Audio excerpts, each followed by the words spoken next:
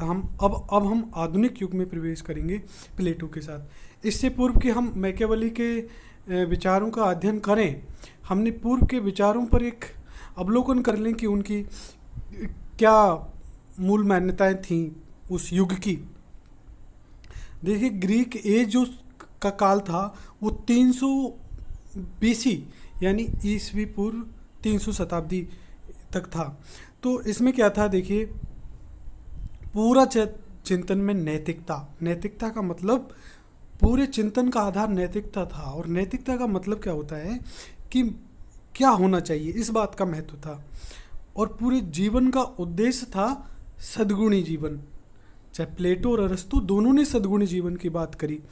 राजनीति और नैतिकता साथ साथ चलते थे। प्लेटो ने तो राजनीति और नैतिकता में विषय के रूप में भी कोई भेद नहीं किया, जबकि अरस्तु ने का उद्देश्य भी नैतिक जीवन था, लेकिन उसने राजनीति को एक स्वायत्त विषय के रूप में पढ़ा, लेकिन उसका उद्देश्य, राज्य का उद्देश्य भी नैतिक जीवन यापन था। इसलिए राजनीति और नैतिकता यूनानी युग में साथ साथ चलते थे। और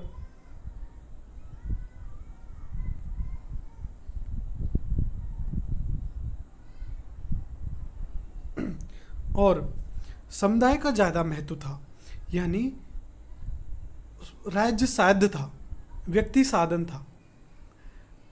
तो राज्य का विशेष ज़्यादा महत्व था, समुदाय का ज़्यादा महत्व था। और सारा जो तत्व मीमांसा थी वो थी आत्मा, परमात्मा, इन सब बातों पे विशेष ध्यान था, यानी पारलौकिक जीवन के बारे में। और जब अब आधुनिक युग की शुरुआत मानी जाती है 13वीं शताब्दी से, जहाँ से मैकियावेली, ये तो था जो यूनानी युग में नैतिकता, सद्गुणी, राजनीति और नैतिकता दोनों एक जैसी चीज़ थी। समुदाय का ज़्यादा महत्व था और वहाँ की जो वो था विचार, ज्ञान का, आत्मा का महत्व था। आधुनिक युग में भौतिकवाद का युग है। भौतिकवाद का मतलब यावत जीवे सुखम जीवे तृणम कृत्वा घृतम पिबेत, यानी जब तक जियो सुख से जियो। पहले क्या था, जीना है सद्गुणी और नैतिक जीवन जीना है, जबकि अब यहाँ क्या है, कैसे भी जियो सुख से जियो। ये आधुनिक युग का बोला वाला है। अब क्या महत्व है, देखो, शादी, बड़े बड़े जब सेलिब्रिटीज शादी करते हैं तो कहाँ जाते हैं, कि विराट कोहली ने शादी कहाँ की, देखिए आप अनुमान लगाइए। ये है भौतिकवादी युग। और ये पंथ निरपेक्षता का युग है। पंथ निरपेक्षता का मतलब आज का युग तर्क और विज्ञान का है, आत्मा और परमात्मा का नहीं है। अब क्या चाहता है आदमी, सिक्योरिटी और प्रॉपर्टी। देखिए, आधुनिक युग में व्यक्ति होने का उद्देश्य ही बदल गया है। क्यों? कि अब सुरक्षा और संपत्ति चाहिए, और पहले क्या चाहिए था, नैतिकता और सद्गुण। यूनानी युग में नैतिकता और सद्गुण, तो ये बातें हैं।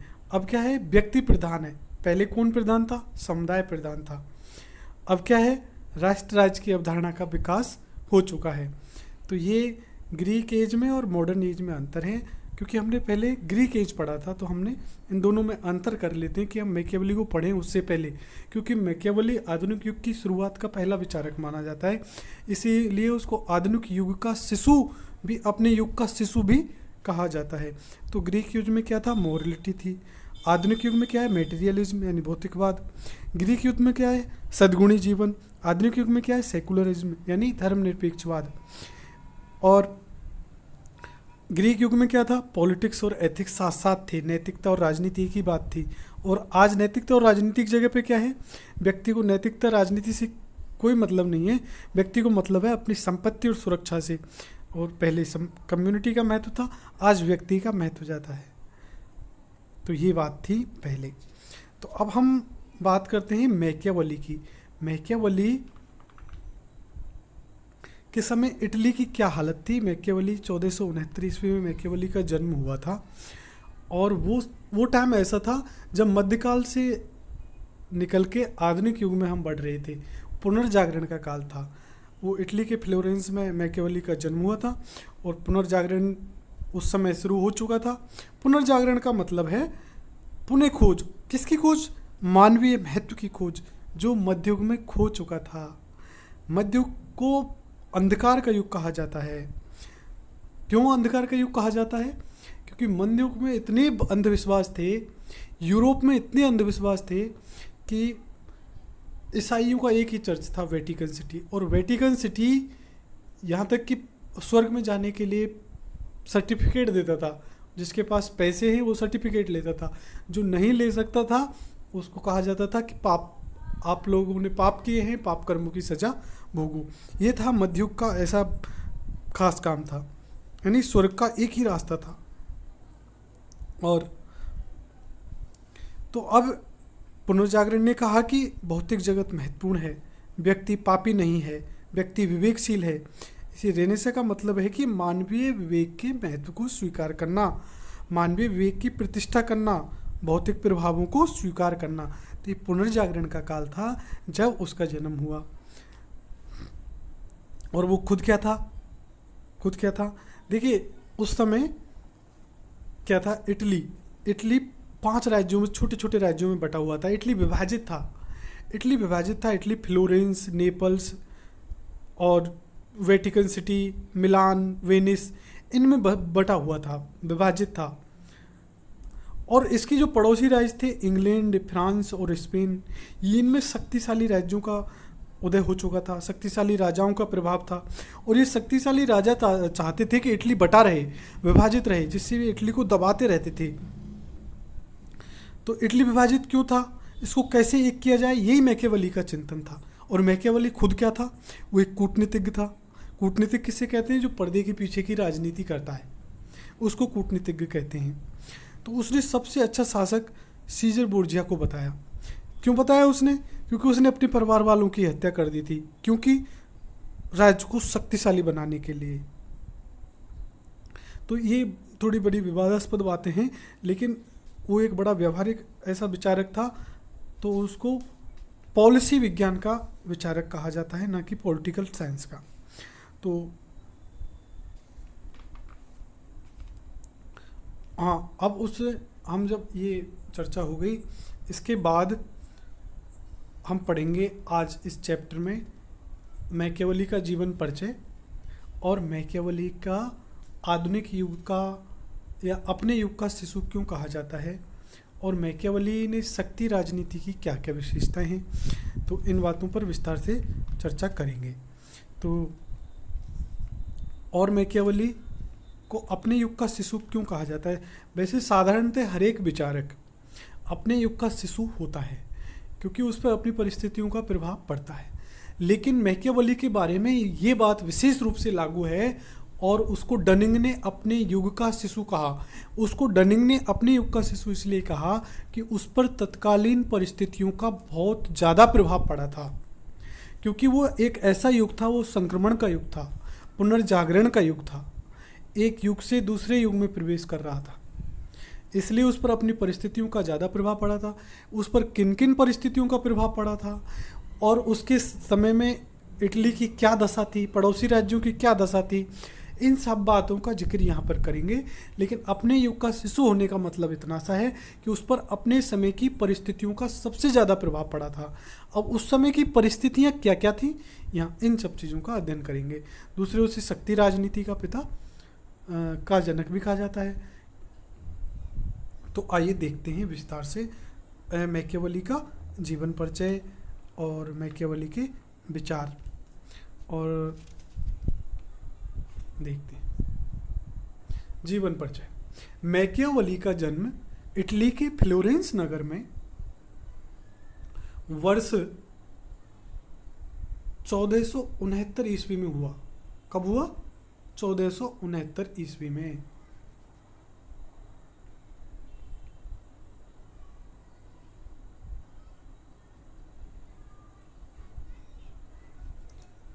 चौदह सौ उनहत्तर ईस्वी में हुआ।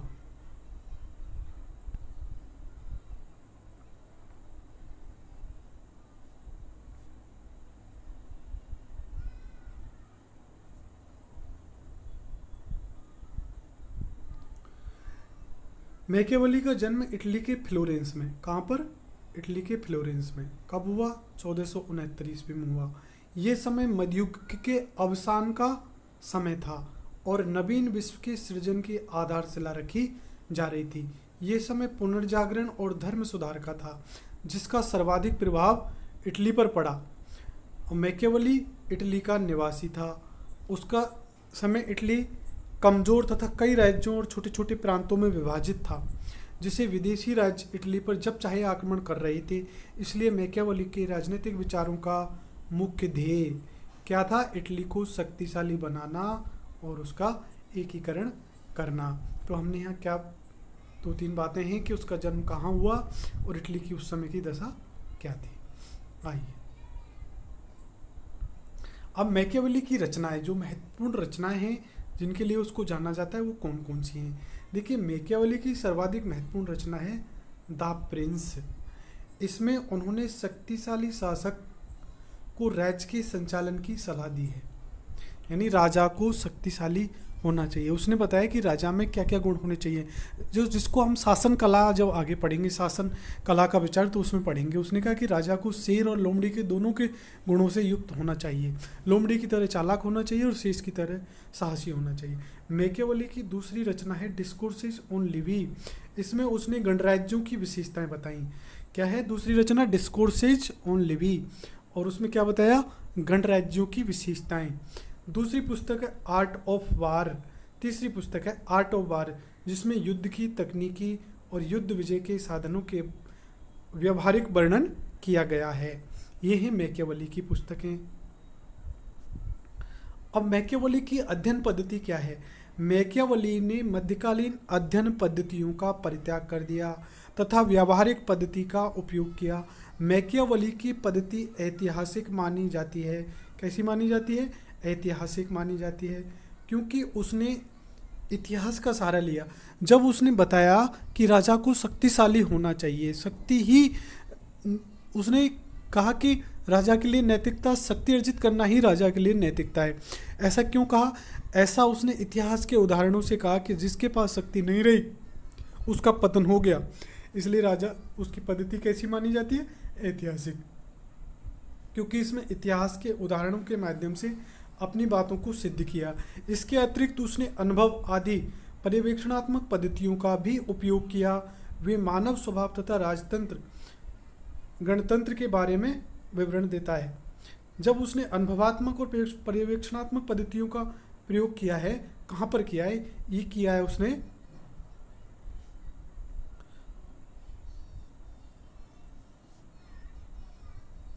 पद्धतियों का प्रयोग, जब वह राजतंत्र और गणतंत्र के बारे में विवरण देता है, तब वो अनुभवात्मक और पर्यवेक्षणात्मक पद्धति का प्रयोग करता है।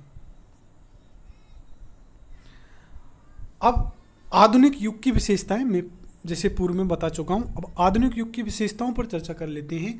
मैकियावेली ने आधुनिक युग की क्या क्या विशेषताएं बताई। तो मैकियावेली ने आधुनिक युग की विशेषताएं बताई। मैकियावेली के समय, मैकियावेली के समय,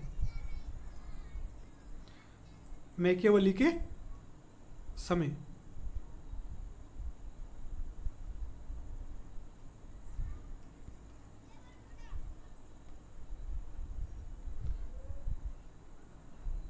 मैकियावेली के समय मध्यकालीन विशेषताएं समाप्त हो रही थीं और आधुनिक प्रवृत्तियां जन्म ले रही थीं। आधुनिक प्रवृत्तियों की निम्नलिखित विशेषताएं हैं। बर्की के अनुसार आधुनिक राजनीतिक चिंतन में पंथ निरपेक्ष मानववादी प्रवृत्ति प्रभावी है और मानव को विवेकपूर्ण माना गया है। आत्मा परमात्मा की बातें नहीं, पंथ निरपेक्ष और मानव की गरिमा और स्वायत्तता पर बल देते हुए व्यक्ति को स्वयं में साध्य माना गया। आधुनिक युग में वैज्ञानिक व्यक्तिवादी युग का विकास हुआ, इसलिए मैकियावेली का चिंतन यूनानी युग और मध्यकालीन युग से बिल्कुल ही अलग है। आधुनिक युग में भौतिकवादी विचारधारा का विकास हुआ तथा विश्व की व्याख्या यांत्रिक रूप में की गई, जबकि यूनानी व मध्यकालीन युग में तात्विक, दार्शनिक व धार्मिक पक्षों पर अत्यधिक बल प्रदान किया गया। तो क्या हुआ? आधुनिक युग में पंथ निरपेक्षवादी चिंतन, मानव को विवेकपूर्ण माना गया, भाग्यवादी नहीं, विवेकपूर्ण, और मानव की गरिमा और स्वायत्तता पर बल देते हुए व्यक्ति को स्वयं में साध्य माना गया। आधुनिक युग में और क्या हुआ? आधुनिक युग के भौतिक जगत में आधुनिक युग के भौतिक जगत में सफलता व भौतिक वस्तु की प्राप्ति ही व्यक्तियों का मूल उद्देश्य हो गया। इसलिए पारलौकिक जीवन की खोज अब महत्वहीन हो गई। यूनानी व मध्यकालीन युग में विषमता को स्वाभाविक व तार्किक माना गया, जबकि आधुनिक युग में वैधानिक व राजनीतिक समानता का विचार प्रभावी हुआ। आधुनिक युग मूलतः व्यक्तिवादी माना जाता है, जिसमें समाज व राज्य की तुलना में व्यक्ति को महत्व दिया गया है। इसलिए इस आधुनिक युग के विचारक मैकियावेली के विचारों में उपरोक्त प्रवृत्तियों का प्रभाव स्पष्टतया दिखाई देता है। तो हमने देखा कि आधुनिक युग में क्या हुआ, जब मैकियावेली शुरू हो रहा है तो आधुनिक युग शुरू हो रहा है और मध्यकालीन युग का अवसान हो रहा है। मध्यकालीन युग अंधकार का युग था, जिसमें चर्च का बोला वाला था, धार्मिक अंधविश्वासों का बोला वाला था। आधुनिक युग में क्या हो गया, धर्मनिरपेक्षवादी युग की शुरुआत हो गई। मानव के विवेक में आस्था जगने लग गई, मानव की गरिमा के महत्व को समझा गया, मानव को साध्य माना गया। और मध्यकालीन युग में जो विषमता को स्वाभाविक और तार्किक माना जाता था, कहा जाता था कि व्यक्ति गरीब इसलिए है कि वो परमात्मा, उसने पाप किए, परमात्मा उसको पापों की सजा दे रहा है। और यूनानी युग में भी विषमता को स्वाभाविक और प्राकृतिक माना गया था, दासता को प्राकृतिक माना गया था। जबकि आधुनिक युग में वैधानिक और राजनीतिक समानता का विचार प्रभावी हो गया। आधुनिक युग मूलतः व्यक्तिवादी युग माना जाता है, जिसमें समाज व राज्य की तुलना में व्यक्ति को महत्व दिया गया। इस आधुनिक युग के विचारक मैकियावेली के विचारों में उपरोक्त प्रवृत्तियों का प्रभाव स्पष्ट रूप से देखा जा सकता है। हाँ, अब मैकियावेली अपने युग का शिशु। मैकियावेली अपने युग का शिशु क्यों है, इसको विस्तार से देखते। मैकियावेली को अपने युग का शिशु किसने कहा, डनिंग ने कहा। किसने कहा, डनिंग ने। डनिंग के अनुसार मैकियावेली अपने युग का शिशु है। अब इसका मतलब क्या है, इसका मतलब है उस पर तत्कालीन परिस्थितियों का प्रभाव कैसा था, अत्यधिक था। अन्य विचारक इन परिस्थितियों से इतना प्रभावित नहीं हुए या नहीं होते हैं, लेकिन ये कुछ ज़्यादा प्रभावित हुआ था, इसलिए इसको अपने युग का शिशु कहा गया। सेवाइन ने भी कहा, ये बात डनिंग ने कही, दूसरी बात सेवाइन ने कही। सेवाइन ने क्या कहा, सेवाइन ने तो यहाँ तक कहा कि यदि मैकियावेली अन्य परिस्थितियों में पैदा हुआ होता तो उसके विचार ऐसे नहीं होते। यानी वो युग कुछ विशेष परिस्थितियों का वाला था, जब पुनर्जागरण हो रहा था, इटली विभाजित था, युद्ध हो रखे थे, तो बहुत ज़्यादा उस युग में परिवर्तन और संक्रमण था। इसलिए सेवाइन ने कहा कि मैकियावेली अगर अन्य परिस्थितियों में पैदा हुआ होता तो हो सकता है कि उसके विचार ऐसे नहीं होते। मैकियावेली के समय में यूरोप व इटली में कई सामाजिक, राजनीतिक व आंतरिक परिवर्तन हो रहे थे। पूरे यूरोप में और विशेष रूप से इटली में सामाजिक, राजनीतिक और आंतरिक परिवर्तन हो रहे थे तथा सामंतवादी व्यवस्था का क्या हो रहा था, पतन हो रहा था। पूर्ण निरंकुश राजतंत्र का विकास हो रहा था।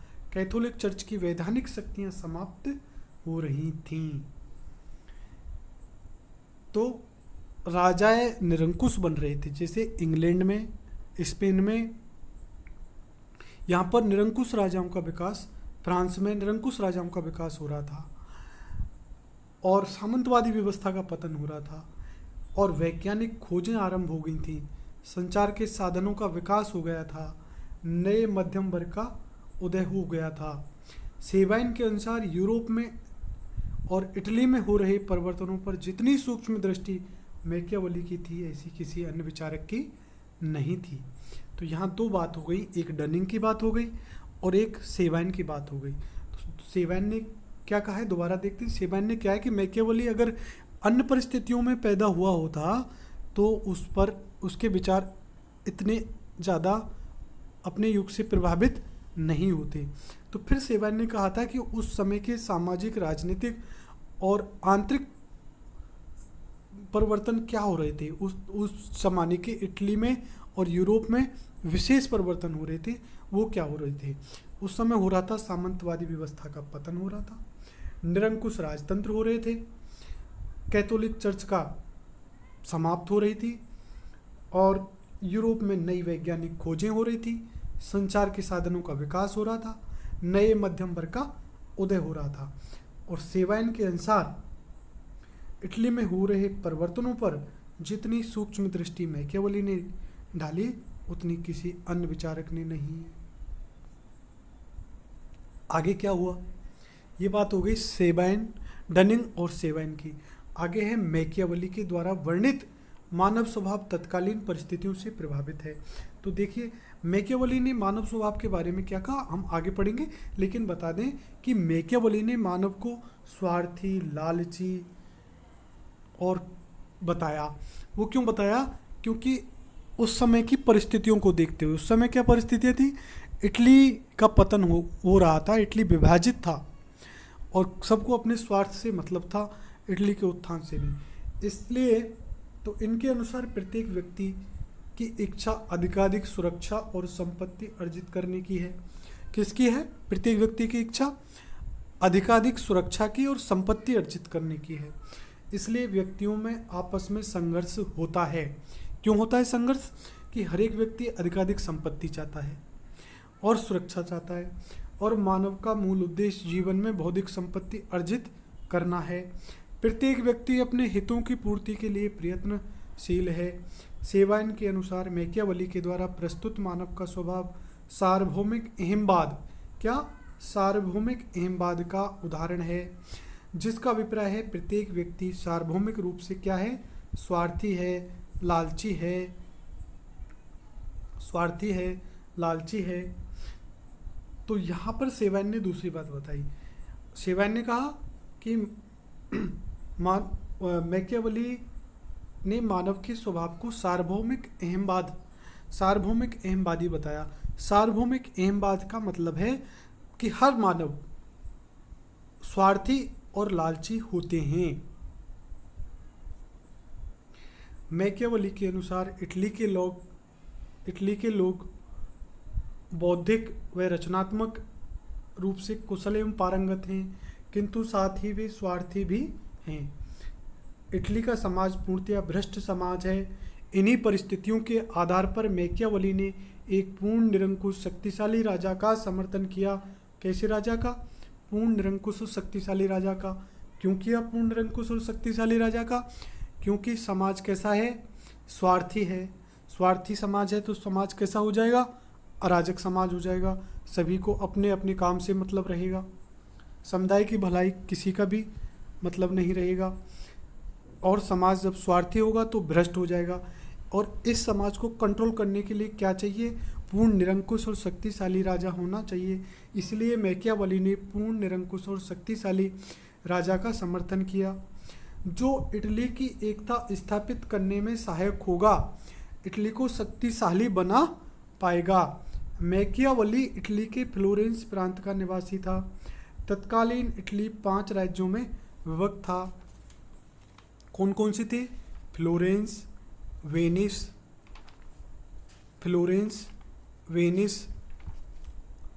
नेपल्स, मिलान, चर्च स्टेट वेटिकन सिटी, इन राज्यों में विभक्त था।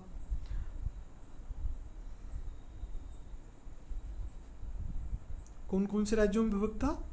Florence, Naples, Venice, Florence, Naples, Venice, Milan, Florence, Venice, Naples, Milan और चर्च स्टेट, ये राज्य थे। इनमें इटली विभक्त था। मैकियावेली के अनुसार इटली के एकीकरण के लिए चर्च आधुनिक रूप से सबसे बड़ी बाधा है। क्या सबसे बड़ी बाधा बताई मैकियावेली ने? एकीकरण के लिए मैकियावेली ने एकीकरण के लिए जो बाधा बताई वो क्या है? चर्च है। और तत्कालीन यूरोप में ब्रिटेन, स्पेन, फ्रांस जैसे देशों में निरंकुश राजतंत्र का जन्म हो चुका था।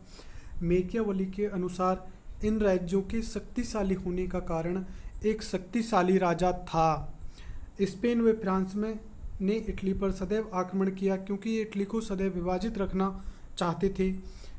इसलिए मैकियावेली के अनुसार एक शक्तिशाली राजा ही इटली को आंतरिक व बाह्य समस्याओं से मुक्त कर सकता है। मैकियावेली ने यथार्थवादी चिंतन प्रस्तुत करते हुए कहा कि अंतर्राष्ट्रीय राजनीति में पड़ोसी के आक्रमण से बचने के लिए राज्य को सदैव सतर्क रहना चाहिए एवं शक्तिशाली सैन्य व्यवस्था रखनी चाहिए। यूरोप में इटली पुनर्जागरण आंदोलन का केंद्र था। यूरोप में इटली पुनर्जागरण आंदोलन का केंद्र था। इस आंदोलन के द्वारा मानव गरिमा पर बल प्रदान किया गया। पारलौकिकता की बजाय यही लौकिकता पर बल दिया गया। इसका प्रभाव मैकियावेली के चिंतन पर स्पष्ट रूप से दिखाई देता है। इसने यूनानी व मध्यकालीन विचारधारा को अस्वीकार करते हुए पहली बार राजनीति व नैतिकता के मध्य पृथक्करण किया। इनके अनुसार राज्य के कार्यों पर किसी भी प्रकार के बंधन आरोपित नहीं होते हैं। राज्य के कार्यों पर किसी भी प्रकार के बंधन आरोपित नहीं होते हैं। इसने नैतिकता की नई परिभाषा देते हुए कहा कि राज्य को शक्तिशाली बनाना ही राजा का सबसे बड़ा नैतिक कार्य है। इसलिए राजा को सार्वभौमिक नैतिक मानदंडों के अनुसार व्यवहार भी करना चाहिए। अतः मैकियावेली ने पाश्चात्य राजनीतिक चिंतन में पंथ निरपेक्ष राजनीति का आधार रखा। शक्ति राजनीति का जन्मदाता। इसको पढ़ने से पहले जो हमने अब तक पढ़ा है, हमने क्या पढ़ा इसका जीवन काल, और उसके बाद हमने पढ़ा कि मैकियावेली अपने युग का क्या है, शिशु है। अपने युग का क्या है, शिशु है। अपने युग का शिशु कहने से मतलब क्या है और अपने युग का शिशु किसने कहा, इसका एक बार पुनरावलोकन कर लेते हैं। तो मैकियावेली को अपने युग का शिशु डनिंग ने कहा। और डनिंग ने क्यों कहा? डनिंग ने इसलिए कहा कि उसने कहा कि मैकियावेली पर अपने युग का कुछ ज़्यादा ही प्रभाव है। यूँ तो अपने युग का प्रभाव हर एक विचारक पर होता है, परंतु मैकियावेली पर ज़्यादा है। इसलिए मैकियावेली अपने युग का शिशु है। यही बात सेबाइन ने कही कि वो युग ऐसा था कि उसका प्रभाव हुए बिना मैकियावेली पर नहीं रह सका। इसलिए उसने कहा कि मैकियावेली अगर किसी दूसरे युग में पैदा हुआ होता तो शायद हो सकता है कि उसके विचार ऐसे ना होते। फिर उसने कहा कि उस युग की क्या क्या विशेषताएं थी, उस युग में क्या क्या परिवर्तन हो रहे थे। तो आपको दो विचार याद रखने, डनिंग के और सेबाइन के, कि उसने अपने युग के बारे में क्या क्या कहा है, अपने युग के शिशु के पक्ष में क्या क्या तर्क दिए हैं। तो इनको देख लेते हैं। आपको मैं बता देता हूँ एक बार और कि मैकियावेली, अगर प्रश्न आ जाए मैकियावेली अपने युग का शिशु क्यों कहा जाता है, तो आप लिखेंगे कि अब मैकियावेली को अपने युग का शिशु डनिंग ने बताया, और इसलिए बताया क्योंकि उस पर अपने युग का ज़्यादा प्रभाव था। और वो युग कैसा था? वो युग धर्म सुधार का युग था, पुनर्जागरण का युग था। पोप की अनियंत्रित शक्ति के विरुद्ध लोग इकट्ठे हो रहे थे। और क्या था? और इटली 6 प्रांतों में विभाजित था, 5 भागों में विभाजित था। और पुनर्जागरण हुआ। आधुनिक युग का ये आधार यहीं से रखा गया। उससे पहले चर्च कैसा था? स्ट्रॉन्ग। अब चर्च पे भी प्रतिबंध लगना शुरू हो गया। ये इस युग के परिवर्तन हुए और इन परिवर्तनों से मैकियावेली प्रभावित हुए बिना नहीं रह सका। मैकियावेली ने देखा कि फ्रांस और स्पेन इटली पर हमला कर रहे हैं और इंग्लैंड, फ्रांस और स्पेन में शक्तिशाली राजतंत्र का उदय हो चुका है। इन सब बातों से मैकियावेली अनभिज्ञ नहीं रह सका। इन सब बातों का उस पर बहुत प्रभाव पड़ा। वो क्या देखता है कि यूरोप मध्यकाल से आधुनिक युग की ओर जा रहा है। मध्यकाल में क्या था? चर्च था। आधुनिक युग में क्या? स्टेट का बोलाबाला ज़्यादा हो गया। मध्यकाल में क्या था? विश्वास या फेथ ज़्यादा था। आधुनिक युग में क्या किसकी वैल्यू हुई? विवेक की। अब विश्वास क्या था? विश्वास था कि आत्मा परमात्मा और चर्च ही ईश्वर को भेज देता है। लेकिन अब कहा नहीं, जब जिस चीज़ को हम देख लेंगे उसी पे विश्वास करेंगे। इसलिए विवेक में विश्वास हुआ। मध्यकाल में व्यक्ति को पापी माना जाता था। जबकि आधुनिक युग में कहा कि व्यक्ति पापी नहीं विवेकी है, उसकी भौतिक इच्छाओं को महत्व दिया जाने लगा। तो अब डनिंग ने कहा कि मैकियावेली के समूचे विचार तत्कालीन परिस्थितियों से प्रभावित हैं, इसी कारण मैकियावेली ने शक्तिशाली राजा का समर्थन किया। डनिंग क्यों? तत्कालीन परिस्थितियों प्रभावित होने के कारण उसने शक्तिशाली राजा का समर्थन किया, पंथनिरपेक्ष विचारों का प्रतिपादन किया, राष्ट्रवादी विचार का प्रतिपादन भी उसके विचारों में पाया जाता है, क्योंकि उसने कहा कि राज्य की शक्तिशाली सेना होनी चाहिए और राजकुमार को भाड़े की सेना पर भरोसा नहीं करना चाहिए। इसलिए उसके विचारों में राष्ट्रवादी विचार भी है। उसके शासन कला के विचार उसने दिए, हम आगे पढ़ेंगे। सेबैन ने भी कहा कि मैकियावेली के विचारों पर उसकी परिस्थितियों का निर्णायक प्रभाव है, और सेबैन के अनुसार वह इसी संक्रमण काल में पैदा हुआ था जब यूरोप मध्यकाल से आधुनिक काल की ओर जा रहा था। इसलिए उन्होंने कहा कि यदि मैकियावेली इस काल के पहले पैदा होता तो उसके विचार ऐसे नहीं होते, यदि वह धर्म सुधार आंदोलन के बाद पैदा हुआ होता तो भी उसके विचार ऐसे नहीं होते। परंतु मैकियावेली का विचार केवल इटली के लिए ही प्रासंगिक नहीं था, ना ही केवल 15वीं 14वीं शताब्दी के लिए ही उपयोगी नहीं था, बल्कि ये 21वीं शताब्दी में भी उतना ही उपयोगी है। तो ये थे मैकियावेली के विचार, किससे रिलेटेड कि मैकियावेली अपने युग का शिशु था। अब मैकियावेली ने शक्ति राजनीति की बात कैसे करी? उसने देखो क्या कहा, उसने कहा कि व्यक्ति अधिक से अधिक शक्ति प्राप्त करना चाहता है और प्रिंस को भी अधिक शक्तिशाली होना चाहिए, प्रिंस को भी अत्यधिक शक्तिशाली होना चाहिए। इसलिए उसने कहा कि प्रिंस को सैन्य कला का ज्ञान होना चाहिए। उसके अनुसार एक शक्तिशाली राजा में 2 प्रकार के गुण होने चाहिए। पहला, शेर जैसा साहस होना चाहिए और लोमड़ी जैसी चालाकी होनी चाहिए। मैकियावेली ने ऐतिहासिक पद्धति का प्रयोग करते हुए उसने बताया कि राजाओं का पतन क्यों हुआ।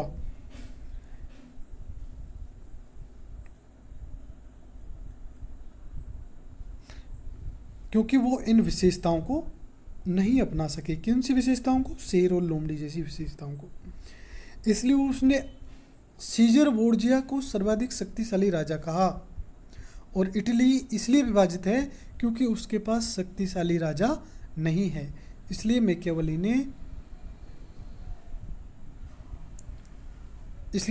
ने शक्ति की राजनीति का प्रतिपादन कहा।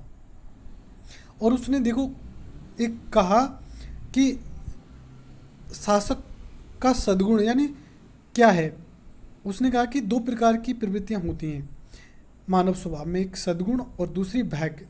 और मैकियावेली ने कहा कि शासक का सद्गुण शक्ति और सुरक्षा बनाए रखना है, उसे भाग्य के भरोसे नहीं रहना चाहिए, अब तो बल का प्रयोग करते हुए परिस्थितियों को अपने पक्ष में कर लेना चाहिए। ये व्यक्ति उसके विचार थे शक्ति राजनीति के बारे में। देखिए विस्तार से और क्या कहा है उसने शक्ति राजनीति के बारे में। मैकियावेली के विचारों का केंद्र शक्तिशाली राजा व राज्य का निर्माण है। मैकियावेली ने आदर्शवादी नैतिकवादी परंपराओं का परित्याग करते हुए शक्तिशाली राजा का समर्थन किया। मैकियावेली के चिंतन में क्या है? शक्तिशाली राजा। मैकियावेली के चिंतन में क्या है? शक्तिशाली राजा।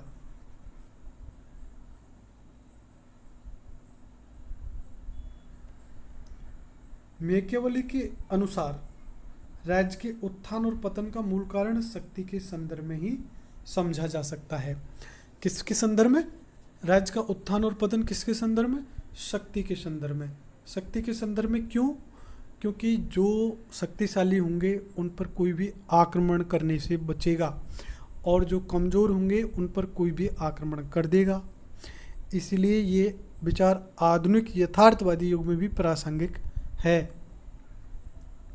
मैकियावेली ने शक्ति को साध्य मानते हुए नैतिकता व राजनीति के मध्य पृथक्करण किया। मैकियावेली ने राजनीति और नैतिकता के मध्य पहली बार पृथक्करण किया। मैकियावेली ने शासकों को स्पष्ट निर्देश दिया कि उन्हें सदैव शक्ति अर्जित करने के लिए प्रयत्नशील रहना चाहिए। मैकियावेली ने राजा को यह भी निर्देश दिया कि उसे युद्ध कला का ज्ञान होना चाहिए। राज्य की सुरक्षा के लिए एक शक्तिशाली सैन्य व्यवस्था का निर्माण आवश्यक है। मैकियावेली के अनुसार शक्ति के द्वारा ही शासन किया जा सकता है, क्योंकि मनुष्य स्वार्थी व लालची है और बाह्य आक्रमण का खतरा सदा बना रहता है। मैकियावेली के विचारों का केंद्र क्या है? शक्तिशाली राजा। और मैकियावेली ने किस चीज़ का परित्याग किया? आदर्शवादी, नैतिकतावादी परंपराओं का। मैकियावेली के उत्थान और पतन किसमें देखा? शक्ति राजनीति का। और मैकियावेली ने शक्ति को क्या माना? साध्य। और मैकियावेली ने शासकों को स्पष्ट निर्देश दिया कि उन्हें शक्ति अर्जन के लिए प्रयत्नशील रहना चाहिए। मैकियावेली ने राजा को यह भी निर्देश दिया कि उसे युद्ध कला का ज्ञान होना चाहिए।